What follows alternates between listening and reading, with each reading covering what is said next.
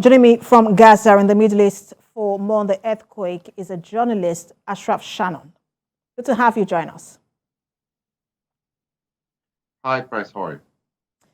So this is quite a devastating situation for Turkey and Syria. Just before we came on air, it was about over 21,000 people who had died. But as we speak now, we understand it's now over 22,000 people who have died. Talk to us about how the region, the Middle East, is responding to this and the sort of coordination in terms of humanitarian assistance in that region. Well, Precious, probably the weakest response was from the Middle East region or West Asia region. The only ones who pitched in probably the Qataris who started helping with the relief efforts, whether in Turkey or in Syria. But what's really difficult is the situation, especially in Syria, because not only they're having they had the earthquake, but also they have been battered by war and by wars and civil wars since 2011. So most of the aid and most of the help is going to Turkey, while Syria is almost getting nothing except for what uh, the head of the WHO said, that they will be sending a convoy through a Bab al Hawa border crossing between Turkey and Syria. The situation is horrible, and the Middle East area, especially the area between Syria and Turkey, is prone to earthquakes for thousands of years. For example, Palestine in 1850 had a devastating earthquake in the town of Safad.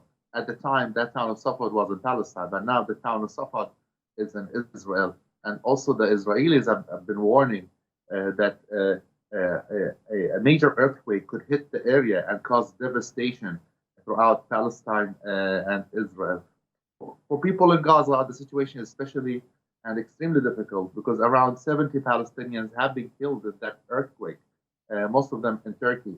And most of those people who have relatives in Gaza, and people are heartbroken in Gaza, especially with a strong connection they have with Turkey. And because of the ongoing blockade since 2007 and multiple wars, thousands of Gazans have moved to Turkey, and now they escaped the war and blockade in Gaza, and now they have faced the earthquake. The earthquake. What's really heartbreaking is that when the world is dealing with let's say a white or European problem, the billions of dollars are there. But when they're dealing with uh, Arabs, Muslims, or African disasters, you hardly find any money But for but them but to provide. Ashraf, and this is where I really want to come in because I understand that you said, look, when it's a European problem, everyone seems to come in and offer some assistance. But when it's an Arab or African problem, and no one is offering assistance. But you mentioned earlier that even Arabs in the Middle East are not offering assistance. During the blast in Beirut, Lebanon, there was some level of coordinated response by the Middle East to help Lebanon. Why is Syria not getting any level, that kind of coordinated response from the Middle East? Well, I believe it's because many Arab countries, they're not in good terms with the presidency of Syria. I'm talking to about Bashar al-Assad. They're not very happy with his rule of Syria, and some experts are saying some Arab countries, they want to divide Syria, and for example, Turkey is trying to control parts of Syria, or actually controlling parts of Syria, as well as the United States also is controlling the area that's rich with oil. Hmm. Let's talk about what you mentioned earlier, which is the crisis around, or the politicization of the humanitarian assistance to Syria. One wonders how what can be done to depoliticize humanitarian assistance to Syria and ensure that people who actually need this aid get them. Well, so far the people who deserve that aid are not getting it. For example, the European Union yesterday they held a meeting and they were making conditions saying that they wish to provide aid to Syria, but they don't want it to fall in the wrong hand.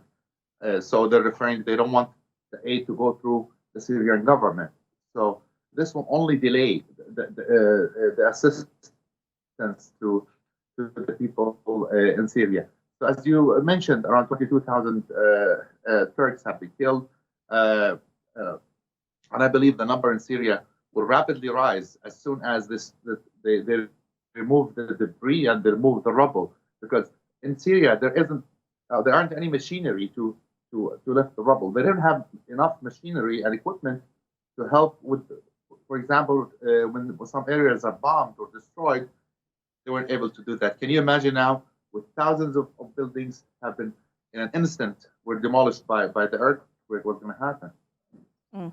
And one of the two of the biggest challenges there in terms of humanitarian assistance, it's first of all the regional infighting within Syria among different factions. That's one. And there's also the issue of sanctions on the Syrian government.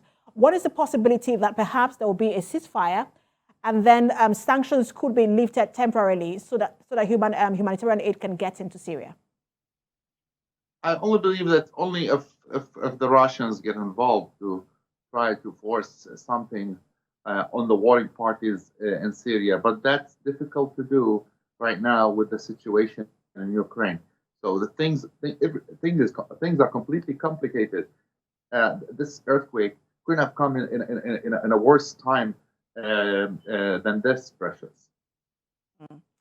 Really terrible time, especially for the Syrians. Many have continued to call it a crisis within a crisis because of the civil war that has been going on there since 2011. But I also want to ask you about the situation in Turkey. We understand that there is public outcry and criticism of President Erdogan in terms of his response to the earthquake. Can you tell us more about that? Well, we're not seeing any protest or major protest against them, but the general public feels that President Recep Tayyip Erdogan wasn't doing enough to have proper infrastructure throughout Turkey. And that was evident soon after the earthquake. They don't have enough crisis management groups to take care of the situation, and it shows that the failure of his government in bolstering the civil defense system throughout Turkey, while knowing that, as I said before, the area in the border between Syria and Turkey is prone to earthquakes. Just after the last earthquake, there were like hundreds of aftershocks. So the situation is still bad, and will only get worse. Always a pleasure talking to you, Ashraf Shannon. I'm sure we'll speak to you more often as the situation continues. Thank you so much for talking to us.